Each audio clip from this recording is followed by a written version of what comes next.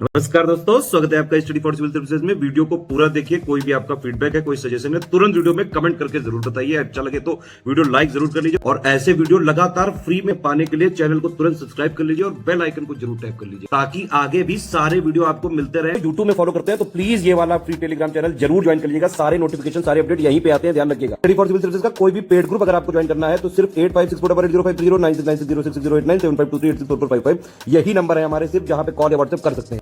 Instagram पे हमारा page जरूर फॉलो कर लीजिएगा, studyforcivil.services है। ट्विटर पे हमको जरूर फॉलो कर लीजिएगा, @studyforcivils है। तो इस छोटे से लेक्चर में हम देखेंगे फूड चेन को। फूड चेन क्या होती है, कैसे बनती है और कितने प्रकार की होती है, ये भी जानना आवश्यक है। तो शुरू करते हैं।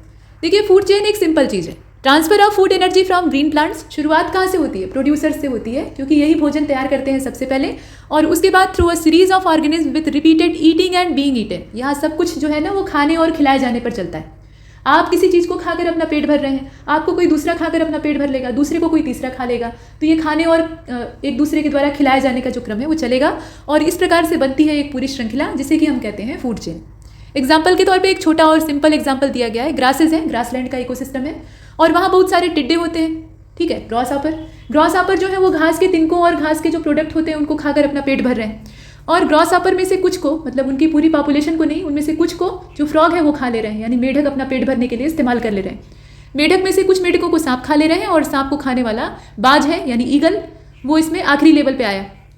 तो ऐसे करके ये पूरी फूड चेन जनरेट हुई। इसमें आप देख रहे हैं कि एनर्जी का ट्रांसफर हो रहा है। ग्रासेस को खाने वाला ग्रॉसहॉपर जो है वो ग्रास के अंदर जो स्टोर एनर्जी है उसको यूज़ कर रहा है, और ग्रॉसहॉपर को खाने वाला जो फ्रॉग है उसको ग्रॉसहॉपर के अंदर जो स्टोर एनर्जी है उसका कुछ अमाउंट, पूरा नहीं, कुछ अमाउंट जो है वो प्राप्त हो जा रहा है। ऐसे ही आगे सांप और बाज का भी है।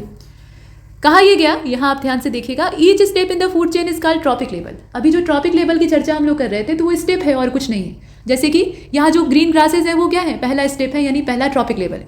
दूसरा ट्रॉपिक लेवल जो है वो ग्रॉसहॉपर है, तीसरा जो है वो फ्रॉग है, और चौथा जो है वो स्नेक है, और अंत में 5वें नंबर पे आता है हॉक।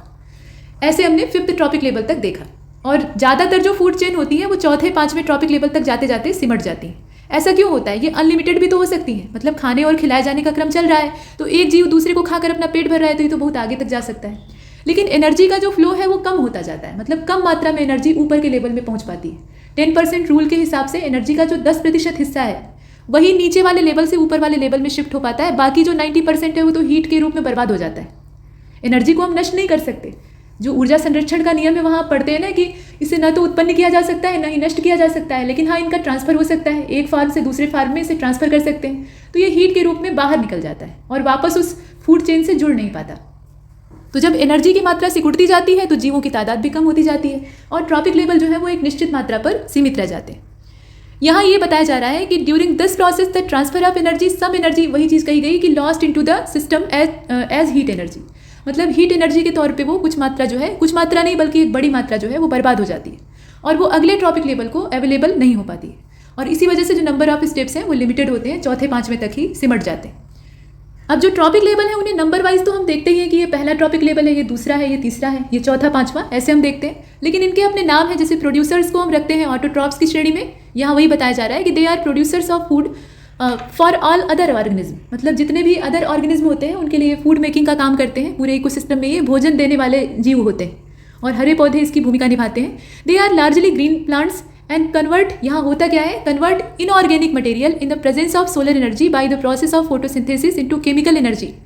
ये जो इनऑर्गेनिक मटेरियल होता है उसका इस्तेमाल करते हैं, प्लस सोलर रेडिएशन लेते हैं, जो इन्वायरमेंट है वहाँ से कार्बन डाइऑक्साइड को एब्जॉर्ब करते हैं और अपना भोजन तैयार करते हैं। तो ये केमिकल एनर्जी यानी जो फूड मेकिंग का काम है उसे कंप्लीट करते हैं। यहाँ ये बताया गया है, परिभाषा ध्यान दीजिएगा, the total rate at which the radiant energy is store bye the process of photosynthesis in the green plant is called gross primary production. जो टोटल फूड एनर्जी इनके अंदर स्टोर होती है ना, वो असल में ग्रॉस प्राइमरी प्रोडक्शन होती है, लेकिन ये टोटल एनर्जी है। अब ऐसा तो है नहीं कि पौधे जो हैं जितना भोजन तैयार किए हैं, जितनी भी फूड एनर्जी अपने अंदर स्टोर किए हैं, सब दूसरे को दे देंगे, कुछ अपने लिए भी इस्तेमाल करेंगे, उन्हें भी तो बढ़ना और जीना है। तो अपने मेटाबॉलिज्म को मेंटेन करने के लिए वो इसमें से कुछ मात्रा ले लेते हैं। इसमें ये बताया जा रहा है, ये जो GPP है, ग्रॉस प्राइमरी प्रोडक्शन, इसके बारे में कि this is also known as total photosynthesis या फिर टोटल एसिमिलेशन। इसी को टोटल एसिमिलेशन भी कहा जाता है। From gross primary productivity a part is utilize by the plant for its own metabolism. इनका जो अपना मेटाबॉलिज्म होता है उसके लिए कुछ मात्रा जो है उसकी रख लेते हैं, और बाकी जो रिमेनिंग अमाउंट होता है वो प्लांट के अंदर बायोमास उनका जो है उसके तौर पे स्टोर हो जाता है, मतलब नेट प्राइमरी प्रोडक्शन उसको कहा जाता है। तो ग्रॉस प्राइमरी प्रोडक्शन जो है वो तो एक रफ आंकड़ा है, उसमें से कुछ मात्रा पौधे अपने लिए यूज़ करते हैं, जो बचती है वो बनती है नेट प्राइमरी प्रोडक्शन यानी NPP। और ये सारी जो ऊर्जा है, ये सारा जो अमाउंट है, ये अगले लेवल में शिफ्ट होता है, लेकिन उसमें से भी एक बड़ा हिस्सा हीट एनर्जी के तौर पे बर्बाद हो जाता है। तो ऑटोट्रॉप्स को हमने देखा, ये बीच में एक माध्यम है, नहीं तो सोलर रेडिएशन को हम सीधे सीधे एब्जॉर्ब नहीं कर सकते, ऐसी खासियत किसी के अंदर नहीं है, सिर्फ पौधों को, मतलब हरे पौधों को छोड़कर, और जो पानी वाला इकोसिस्टम है वहाँ पे फाइटोप्लैंक्टन्स को छोड़कर। कोई भी इंसान या कोई भी चौपाया जानवर जो है या कोई मांसाहारी जीव वो फोटोसिंथेसिस नहीं कर सकता है, ये काम तो हरे पौधे करते हैं, और हरे पौधों के द्वारा ही ये जो फूड चेन है ये आगे बढ़ती है। तो अगला नंबर आता है हर्बीवोर्स का, और ये जो हर्बीवोर्स हैं ये क्या है, तो ये ऐसे एनिमल्स हैं जो कि प्लांट्स को डायरेक्टली खाते हैं, सीधे सीधे खाकर अपना पेट भरते हैं, और इसमें इंसेक्ट्स भी आ सकते हैं, बर्ड्स भी आ सकती हैं, कुछ चिड़िया जो हैं वो सिर्फ शाकाहारी मतलब जो वनस्पति उत्पाद है उन्हीं का सेवन करती हैं। इसके अलावा रोडेंट्स आ सकते हैं, जितने भी कुतरने वाले जीव हैं, रिमनेंट्स आ सकते हैं। तो ये सारे जीव जो हैं ये हर्बीवोर्स की श्रेणी में आते हैं। कुछ होते हैं कार्निवोर्स, अब ये जो है ये सेकेंडरी कंज्यूमर कहे जाते हैं, और इसी में से जो ऊपर का लेवल है उसको टर्शियरी कंज्यूमर भी कहते हैं। दोनों मांसाहारी होते हैं, लेकिन ये जो टर्शियरी वाले होते हैं ना ये सेकेंडरी को खाकर अपना पेट भर लेते हैं। तो इसमें इस तरह के जीवों में फ्रॉग आते हैं, मेढक, इसके अलावा डॉग्स भी हो सकते हैं, कैट, टाइगर, इस तरह के जीव आते हैं। टाइगर क्या है, ये टर्शियरी कंज्यूमर में आता है। ऑमनिवोरस प्रकार का भी एक सिस्टम इसमें होता है, मतलब एक ट्रॉपिक लेवल होता है। तो ऑमनिवोरस वो जीव होते हैं, ऐसे एनिमल्स होते हैं जो कि दोनों को खाते हैं, इनका काम किसी एक से नहीं चलता है।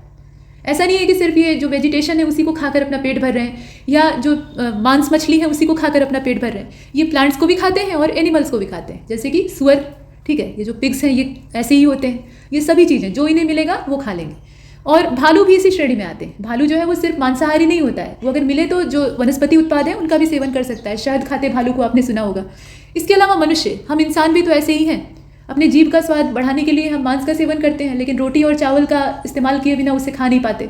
तो कुल मिलाकर बात यह है कि हम दोनों ही चीज़ों का सेवन कर रहे हैं। तो हम किस कैटेगरी में आते हैं, सर्वाहारी की श्रेणी में आते हैं, जिन्हें कि ओमनिवोर्स कहा जाता है। तो यहाँ तक तो बात ठीक थी कि हमारी फूड चेन आराम से चल रही थी, मतलब इसमें खाने और खिलाए जाने का क्रम चल रहा था, एक जीव खा रहा था उसको दूसरा खा रहा था।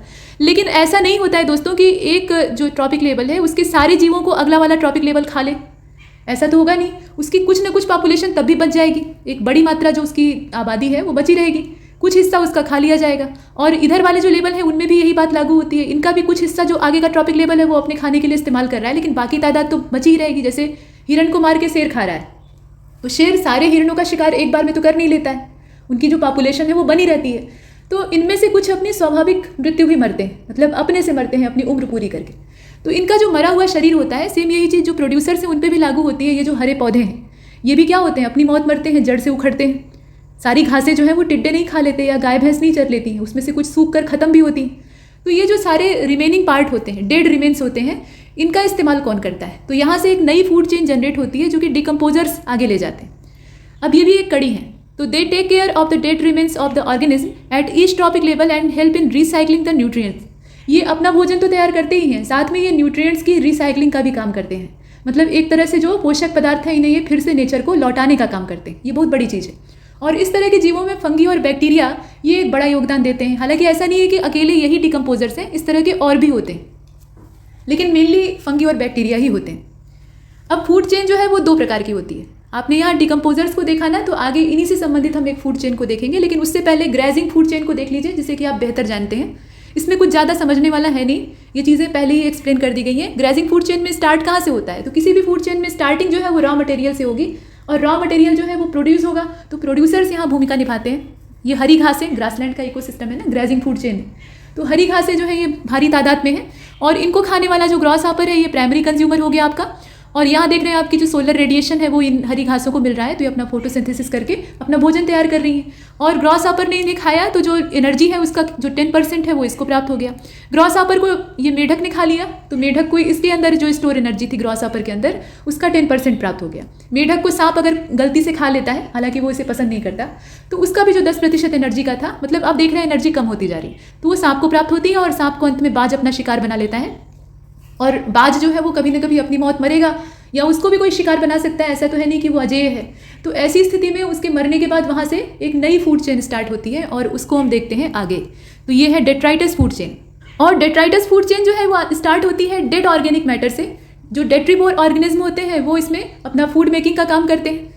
तो यहाँ आप देख रहे हैं कि जो रिमेनिंग पार्ट है, यहाँ कुछ सूखी पत्तियों की चर्चा की गई है, dead organic matter like fallen leaves, और ऐसे जो सड़े गले जीवों के शरीर हैं वो भी हो सकते हैं। तो उनका इस्तेमाल करने वाले फंगी बैक्टीरिया हैं तो वो तो अपना एंजाइम इस पर रिलीज़ कर रहे हैं, और उसके बाद जो न्यूट्रिएंट्स हैं वो रिसाइकिल हो रहे हैं। कुछ बड़े वाले भी जो डेट्राइटस फूड चेन में शामिल होने वाले जीव हैं, ट्रॉपिक लेवल में आप देखें जैसे केचुआ है, तो ये जो कीड़े और केचुए होते हैं ये उस सूखी पत्तियों में से जो सड़ी गली चीज़ें हैं उसको खाकर अपना पेट भर रहे हैं। फिर इनको खाने वाला ये मुर्गा है, और मुर्गे का शिकार कर लिया बाज ने, बाज मर गया तो उसका भी शरीर क्या हुआ, एक डेड ऑर्गेनिक रिमेन ही बन गया, और उसका इस्तेमाल फिर से जो फंगी और बैक्टीरिया हैं वो उसको डिजोल्व करने के लिए, नेचर में समाहित करने के लिए करेंगे, उस पर अपना एंजाइम रिलीज़ करेंगे, और उसके बाद वो जो न्यूट्रिएंट्स की रिसाइकलिंग है वो वहाँ से कंप्लीट हो जाएगी।